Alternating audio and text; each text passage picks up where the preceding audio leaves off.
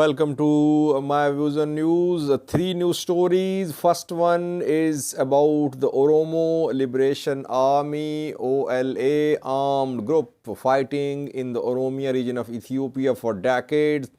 OLA has issued a statement. OLA seems to be rejecting local mediation efforts by local tribal elders,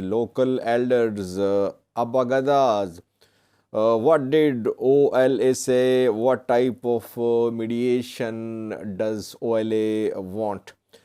Secondly, life is back to normal to some extent in Mekelle, Tigray's capital. Videos, pictures are being shared from the markets of Mekelle, Tigray's capital. We have one clip for you. And thirdly, Ethiopia Sudan border, a border crossing is being reopened by Sudanese authorities, and refugees from Ethiopia and Eritrea are being shifted to some other camps from border areas.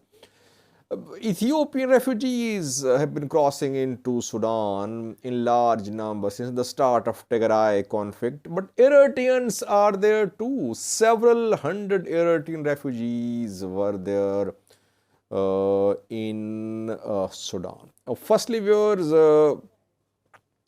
Oromo Liberation Army has issued a statement which is its official statement about mediation. We know that conflict in northern Ethiopia between Tigray People Liberation Front and Ethiopian federal government has been resolved at the table with mediation by African Union, US, UN, IGAD played a role, and conflict is coming to a close there. What is happening in Oromia? What type of mediation does OLA want? Are there any mediatory efforts underway? Firstly, OLA in its statement said that Ethiopian government of PM Abiy was still holding the position that OLA could be neutralized by force, and government forces had intensified attacks on OLA, on civilians, on alleged supporters of Oromo Liberation Army.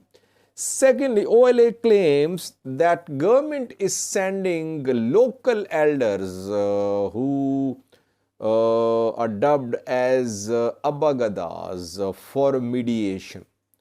These Aba Gadas are creating discord, they are creating disputes among OLA commanders. Oromo Liberation Army has rejected the mediatory efforts of Aba Gadas. Aba Gadas are local Oromo elders who have some influence in the Oromo region, but they're not as effective as the mediators were when Tigray conflict was discussed a few months and weeks ago in Kenya and Pretoria.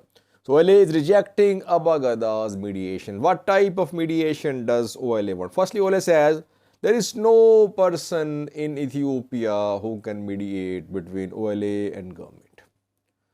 No neutral person. So mediators must be from outside, and the commanders and mediators, they should be removed from the conflict area. Talks cannot be held in conflict area.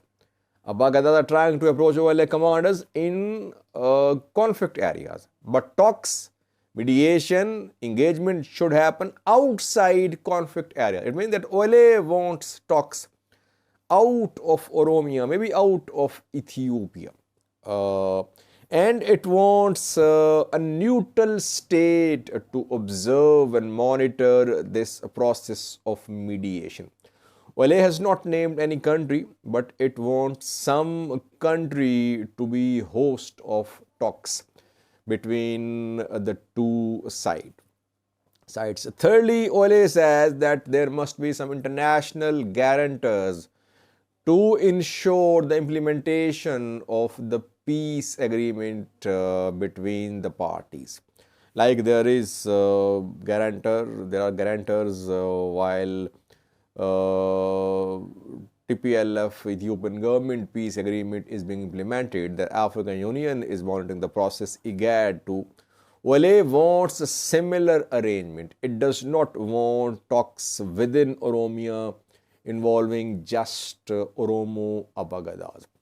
And secondly, OLA accused the government of creating parallel conflicts. OLA says that Amhara militias, Amhara forces are being deployed to Horogodoro, West Oromia. Purpose is to create Oromo Amhara conflict. And the purpose is to accuse OLA of being involved in ethnic conflicts. And the purpose is to hide the real conflict, which is between Oromo Liberation Army and the government. So let's see how government responds. It seems that some sort of mediation is underway, but OLA is not satisfied with the mediatory efforts of some local Aba Gadas. Will government agree to some sort of international mediatory effort to resolve the crisis in Oromia? That remains to be seen. But that seems to be the solution. If OLA is ready for talks in some other country with some international guarantors, I think this process should be followed. The conflict should end. It can end in Oromia, but if OLA is not satisfied, talks can be held out of Ethiopia as well, like talks have been held in Kenya, in South Africa, in Djibouti to resolve the conflict in northern Ethiopia. And conflict has been resolved.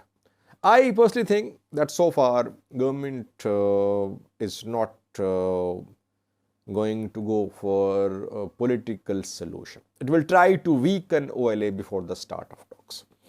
Secondly, life is gradually coming back to normal in Mekelle, Tigray's capital. Peace agreement has been signed. Gradually, disarmament is starting. And Eritrean military is withdrawing from some parts of Tigray. Last night we heard that federal police, some units entered Mekelle. There is now normalcy being seen in the markets of Mekelle. Crowded markets are now being seen. Markets, roads remain deserted in the last 2 years in Mekelle. There was shortage of fuel, there was shortage of cash, there was shortage of everything in Mekelle. That is why life was at a standstill. There was no business in Mekelle. Now when aid is arriving in Mekelle and delivery of aid is gaining pace, we are starting to see businesses opening. Though Tigray still is cut off. Tigray's economy is at a standstill. It will take some time for Tigray to be reintegrated into Ethiopia by promoting economic activities between Tigray and neighboring region. But at least in Tigray, we are seeing hustle and bustle at the markets of Mekelle, Tigray's capital. Several pictures and videos are being shared from markets of Mekelle, and the markets are crowded. People can be seen in large number. People going about their business in the markets of Mekelle. We have a clip for you from Mekelle. Watch this clip.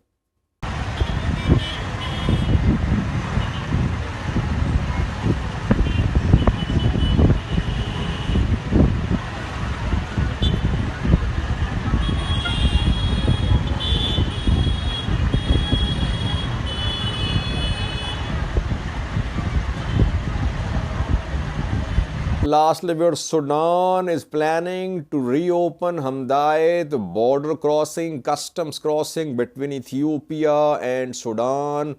This border crossing is on Ethiopia, Sudan, Eritrea, Sudan border. Close to it is Hamdayet refugee camp. Thousands of refugees from Ethiopia and Eritrea entered Sudan in the last 2 years.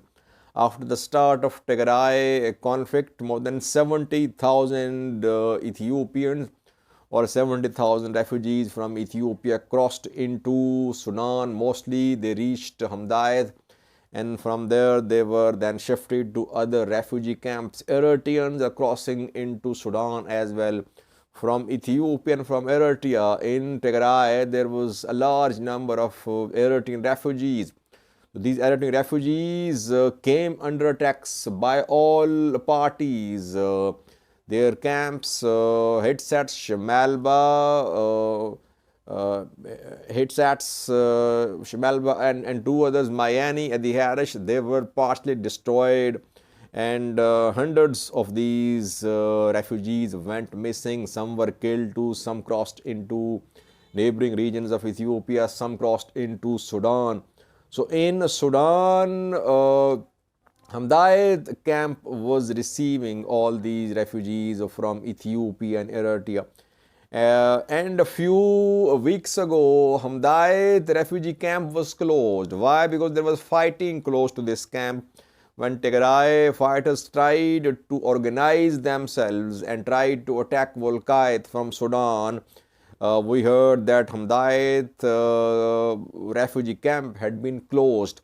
Now reportedly the camp has been reopened, and Hamdayet border crossing is also being reopened between Ethiopia and Sudan, Eritrea.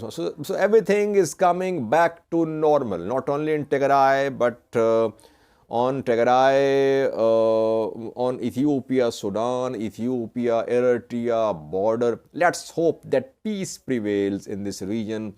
People have suffered a lot, and some are still suffering. Peace will take some time to bear fruit. What is needed is consistency and sustained commitment. Thank you for watching.